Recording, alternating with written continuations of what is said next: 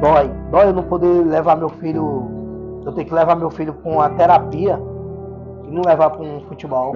Que as pessoas possam dar valor nos seus filhos, levar num karatê, levar num futebol, brincar com eles. Porque dói pra mim, porque eu queria muito levar meu filho numa escolinha de futebol, mas meu filho não chuta uma bola com 8 anos de idade. Chuta, mas normal, não tem, nem sabe o que é futebol. Entendeu? Eu queria muito levar ele num lugar desse.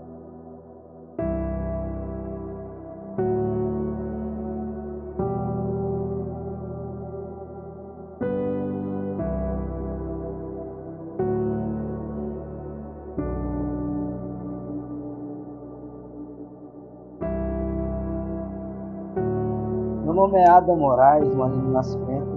Eu sou empresário no ramo de peças e sucatas de veículos. Eu tenho 2 filhos, né? O Adrian e a Eloá. Estou casado com a Rainara. Nós somos cristãos, né? Então a gente cria eles nos caminhos de Cristo. Então eu acho que fica mais fácil. Mas a questão da dificuldade, por eu ser um pai atípico é aquele que é pai de uma criança especial. Eu sou pai o Adrian é autista, com 8 anos de idade. A gente descobriu um diagnóstico de autismo nele com 2 anos de idade, né? Então, de 2 anos de idade até hoje, a gente vem numa batalha de tratamento do nosso filho. Eu trabalho de manhã aqui, fico de manhã, o funcionário fica à tarde e eu levo ele na terapia. Aí, quando a minha esposa não pode ir, eu vou e a gente vai dividindo assim, porque é a semana inteira de terapias, né? Nosso foco principal é essa questão da terapia do Adrian e a educação com a recreação da Eloá. Meus filhos me ensinaram a ser uma pessoa melhor, ser um cristão melhor, a batalhar mais, a querer vencer na vida. Eu posso dizer que eles são combustível de tudo que acontece na minha vida, né? O sucesso, o medo de fracassar. Então eles é o essencial dessa batalha, dessa luta nossa. Então eles são o foco principal. Eu costumo dizer que a Eloá e o Adrian, eles vieram mesmo para transformar a minha vida.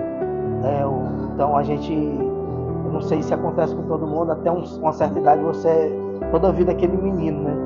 Então o Adrian, por ele ser autista, eu tive que virar homem mais rápido, ter aquela responsabilidade mais rápido.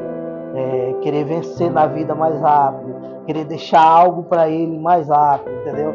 Porque ele é uma criança que ele vai crescer e vai ficar dependente, mesmo que ele case, mesmo que ele tenha uma vida depois fora dessa família nossa, ele vai sempre depender do afeto do pai, da mãe, o cuidado, o carinho, porque ninguém cuida melhor do que o pai e a mãe, né? Então, ele vai crescer sempre isso. Então, o meu papel é assim, deixar algo que a gente não é para sempre, a gente não vai ser eterno. Então, meu papel nessa terra é deixar algo para o meu filho viver e saber que teve um pai bom, um pai que cuidou, um pai que tratou bem, entendeu? O que eu posso deixar na memória do meu filho são lembranças, coisas boas, que ele foi bem tratado, minha filha, ele, entendeu? Ela crescer, ela saber que ela teve um bom pai, que ela escolheu um bom marido, porque teve um bom pai. Então é isso, eu acho que é o papel do pai e de um cristão, é deixar algo que seu filho possa crescer e saber que foi bem tratado, cuidado nessa terra. O Adrian, ele me surpreende todos os dias pela limitação dele, porque é algo que toda coisa que ele faz diferente me surpreende, por ele ser uma criança atípica, uma criança diferente, uma criança especial. E a Eloá não, a Eloá já nasceu pronta. A Eloá é incrível que a Eloá ela já nasceu pronta, ela é uma criança que conversa, comunica bem. Tudo que meus filhos me fala, me toca. Um te amo que eu não ouvi do meu pai, ou eu não pude dizer pro meu pai te amo, que eu não tive a aproximação dele. Então tudo isso eles me tocam, ele mexe comigo. Então eu dou minha vida por eles, eu faço tudo por eles. Então eles me surpreendem em tudo, porque eu nunca fui surpreendido com o pai. Eu posso dizer que um amor e um carinho que eu não tive de pai. Eu não fui criado por pai, eu não tive conselho de pai, eu não tive o amor de um pai, entendeu? Então a vida acho que eu tenho 37 anos apanhando da vida, mas que eu aprendi a ser o pai que eu não tive. Eu aprendi a ser o pai que eu não tive. Então eu sou diferente de tudo aquilo que quem tem pai não dá valor e faz diferente. Eu fiz diferente com meus filhos. Eu sou um bom pai, eu acredito que eu seja um bom pai. Preciso melhorar muito porque a gente está em evolução. Toda vida a gente tem que melhorar.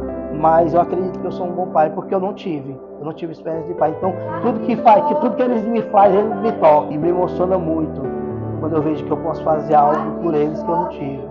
Que eu vou lá, eu vejo que a felicidade deles em brincar e quando eu vejo eles felizes, aquilo ali faz meu coração transbordar. Levar para a igreja, levar para a salinha das crianças, levar na festinha das crianças na igreja. Aquilo tudo ali, coisa que eu não tive. Eu tive que trabalhar muito cedo, 11 anos eu estava lavando carro em Lava Jato, estava trabalhando de lavador de carro. Então, eu acredito que meus filhos eu vou poder cuidar deles muito tempo e me emociona demais poder fazer isso. Eu, minha esposa, nós batalhamos muito, então nós se divide, né? Ela trabalhava, saiu do emprego para a gente ficar só por conta deles, então a gente se divide entre loja e ajudar eles, cuidar deles, da educação.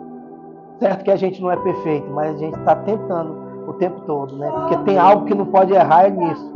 Eu acredito que na educação do filho, não caminhar ele para o caminho bom, eu acho que é nisso que a gente não pode errar. Mas ainda assim a gente está propício ao erro, né?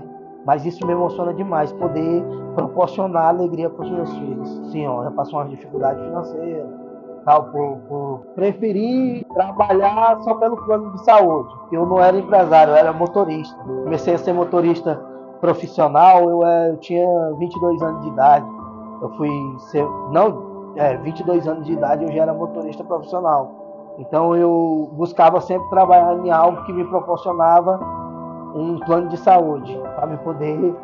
Então, mas só que tipo assim, não é só saúde. Então o plano saía muito caro, ficava praticamente o salário todo. E a gente tinha que se desafiar entre isso, né? Tinha que se dividir entre isso. É o plano de saúde para cuidar tanto dele quanto dela, porque minha filha também, por ela ter nascido prematura, ela ser muito pequenininha, então ela vivia doente, então você tem uma qualidade. Então a minha vida inteira, depois que meus filhos nasceram, foi pensar em dar qualidade de vida para eles. Então, aquilo que minha mãe sozinha não pôde dar, eu e minha esposa sempre batalhou para tentar dar para eles qualidade de vida, né? Para eles saberem que eles foram amados e bem cuidados, entendeu? Para dar valor à vida, ao sacrifício. Eles vêm para cá, para a loja comigo, ou ela fica, ou ele fica, quando a gente tem que fazer alguma coisa. Eles ficam aqui o tempo todo, então eles ficam vendo eu trabalhar, ficam vendo a gente se batalhando, né? Igual eu falo, nosso desafio não é o maior desafio que nós temos. Nossa vida é um desafio. A nossa vida é um desafio. Eu costumo dizer que, eu falo para minha esposa que não é o Adria que é especial. A gente que fomos especiais em ter que cuidar do Adria, da Eloá, porque, tipo assim, veio duas crianças diferentes e a gente aprender a conviver com a diferença. Aí, o desafio é você aprender a conviver com a diferença, você aprender a ser paciente, porque você pede para Deus paciência e Deus vai te dar algo e você vai ter que gerar paciência. Não é fácil, só quem vive sabe, só quem está na pele sabe do que eu estou falando. Então, o que acontece? Eu tenho uma criança normal e uma criança diferente. Eu tenho que dar atenção para o normal e conviver com a diferença. Então Deus me deu dois tipos de jeito de viver. Uma diferença para me aprender a respeitar as pessoas, a respeitar a preferência no supermercado, a preferência na fila da lotérica. Isso é um dos maiores desafios não digo só de um pai atípico, é o maior desafio do ser humano, aprender a viver com a diferença. Falo diferença em questão saúde, questão de saúde, porque ele é uma criança, ele é um anjo, ele vive, nasceu como um anjo e vai morrer como um anjo. O Adria com 15 anos ele vai ser essa criança, vocês estão vendo aqui. O mundo dele é todo colorido, aquela questão que o povo diz, e a gente não vive num mundo colorido. Então é passar isso pro meu vizinho, é passar isso pro meu amigo, é passar isso para todo mundo que está ao nosso redor, para aprender a conviver. Mas só Deus e eu sabem quantas lágrimas eu e minha esposa já derramou por causa da diferença do meu filho. Só Deus sabe. Então se a gente for contar, dá um livro. A gente, na época eu trabalhava no Senai, eu era motorista. A Eloá nasceu 7 meses, né? E minha esposa teve eclâmpsia. No mesmo momento, minha mãe estava no Tocantins com problema no coração. Tinha ido para emergência. Então, minha cabeça, eu no trânsito de Goiânia, minha cabeça bagunçou todinha. Aí minha filha nasceu assim, saúde, perfeita, para honra e glória do Senhor Jesus, né? Isso seja claro. Os médicos trouxeram todos os aparelhos de UTI, porque é o normal de uma criança de 1,5 kg ir para UTI, né? Para incubadora, é o normal. Mas Deus como sempre, né? Surpreendendo. Minha filha nasceu já normalzinha, 1,5 kg, tranquilo, mas não precisou de nenhum aparelho, já nasceu mamando e tudo. E hoje está aí essa criança que maravilhosa aí, que surpreende todo mundo, com o jeito de falar, de conversar, sabe? E ninguém ensinou nada a ela. É aquilo que eu falo, ela veio pronta, entendeu? A Eloá é uma bênção de Deus, a Eloá. São várias mensagens. Mais uma que eu gostaria que as pessoas soubessem, que as pessoas precisam aprender na realidade, sobre o respeito.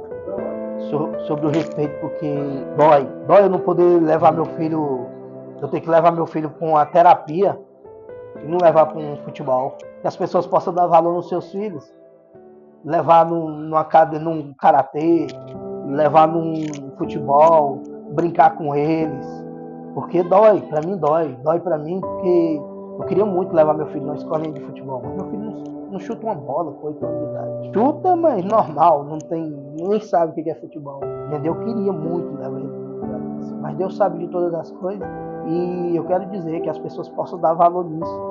Eu chego em casa, eu saio daqui umas 5 horas, eu deixo o menino aqui para fechar a loja, eu vou para a rua brincar com eles. Todo dia eu faço isso, todo dia. A gente vai para a rua e fica correndo lá na rua, eu e eles brincando. Aí nós fica até umas 7 horas, 8 horas da noite brincando lá na porta, lá, eu e eles. Porque meu filho não pode brincar com qualquer pessoa, qualquer estranho. Então muitas vezes eu sou aquele coleguinha que talvez ele nunca vai ter. Então enquanto eu tiver força para fazer isso, eu vou fazer. Eu não gosto de falar porque só Deus sabe da luta da gente. Só Deus sabe quantas vezes a gente... Então talvez você está diante da pessoa que seja um bom vendedor, talvez vocês estão diante de uma pessoa que seja um bom motorista, talvez você esteja de frente de um bom profissional, talvez vocês estão de frente de um cara fraco, assim, às vezes, de pensar no futuro do filho, saber o que vai poder, o amanhã do filho dele, por ele ser autista. E esse mundo não está preparado com uma criança dessa. Uma certeza da vida que a gente tem é só a morte. Infelizmente falar isso, mas é a única certeza que a gente tem da vida. O amanhã só pertence a Deus. Então eu peço todo dia a Deus que Ele possa me dar força, para que eu possa guiar o Adria até um certo caminho que ele possa caminhar sozinho. Senta lá, senta lá. Senta lá longe. Porque toda vez que eu vou falar dele, a gente chora. Bem, Adria. O dele é Adria. Não tá mais. A mãe dele queria não, mas eu não tenho. Foi que registrar o nome dele. Adria Moraes Miranda. É Moraes meu e Miranda da mãe dele. Ele tem minha pequena. E, às vezes a gente fala muito do Adria por causa da dificuldade do Adria. Então, o maior desafio nosso, não só meu, mas da mãe e da irmã, que ela também se sente desafiada. Ela cuida dele. Então, na escola, ela cuida dela, ela tá cuidando dele. Tanto que eu botei os dois na escola. É um desafio para ela também, porque ela sabe que ele é especial. Ele sabe que ele é especial. Ele sabe que ele é diferente. Ele entende isso. Às vezes entende mais do que a gente, mas é um desafio, tanto para 3 pessoas em casa. Nem sempre foi assim, gente, como vocês estão vendo. Nem sempre foi assim. Já passou. Deus tem sido fiel, mesmo sem a gente merecer. Deus tem sido fiel, grandemente. Quando a gente fala a gente fala de que a gente desanima. Eu lembro sempre da palavra de Deus, né, em Salmo 146, que diz assim: bem-aventurado aquele que atende a necessidade, pois no dia mau Deus o livrará. Já pensei em desistir da fé muitas vezes. Pensei muitas vezes em desistir da fé por causa disso. Por causa disso eu falei, Senhor, tanto que porque com toda a limitação que eu tinha, eu tinha um projeto na minha cidade que a gente, resgate livre, a gente falava muito com traficante, pessoas usuárias de droga. Então, você tava ali tempo falando, fazendo cruzadas e tal. Eu e um amigo meu, a gente sempre fez isso. Aí a única coisa que eu pedia pra Deus é que meu filho não viesse especial, que meu filho nascesse especial. Então até um tempo desse eu não entendia esse projeto de Deus, porque eu posso dizer que isso é um projeto de Deus na minha vida. Então eu não entendia, aí eu comecei a entender. Tem coisas que acontecem na vida da gente que a gente precisa amadurecer muito. A gente precisa conhecer, se colocar na pele de muitas pessoas. E eu costumo dizer assim: pudera todos nós fosse um autista, pudera todos nós crescesse como um autista. Toda carne vivente, todo ser humano seria salvo, porque o Adam nasceu inocente e morrerá inocente. Pudera todo mundo ser um autista. Tchau! Vai lá, tchau, tchau. Assim, papai. Assim, ó.